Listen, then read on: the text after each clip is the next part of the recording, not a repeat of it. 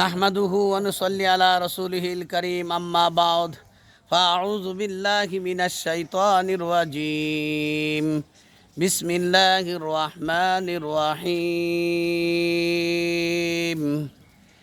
ইয়া আইয়ুহাল্লাযীনা আমানু লা তুলহিকুম আমওয়ালুকুম ওয়ালা আওলাদুকুম আন যিকিরিল্লাহ।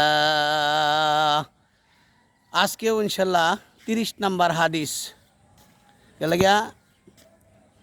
কালকে হাদিসের মধ্যে একটু অর্থ পরিবর্তন হয়ে গেছিল, এই জন্য আজকে 30 নম্বর হাদিস বলবো।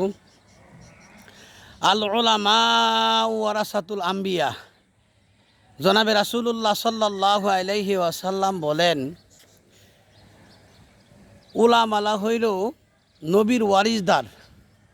আলেম ওলামারা হইল নবীর ওয়ারিসদার। এই জন্য আলেমুলাদেরকে শ্রদ্ধা করতে হবে, ভালোবাসতে হবে, মহাব্বত করতে হবে।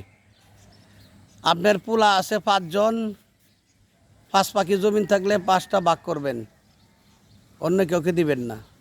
এই জন্য জনাবে রাসূলুল্লাহ সাল্লাল্লাহু আলাইহি সাল্লাম বলছেন, আলেমরা হইল নবীদের ওয়ারিসদার।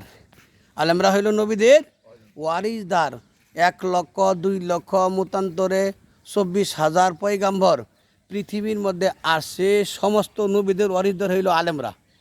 এই জন্য আল্লাহ পাক রব্বুল আলামিন আমাদেরকে এই হাদিস মোতাবেক চলার জন্য তৌফিক দান করুক।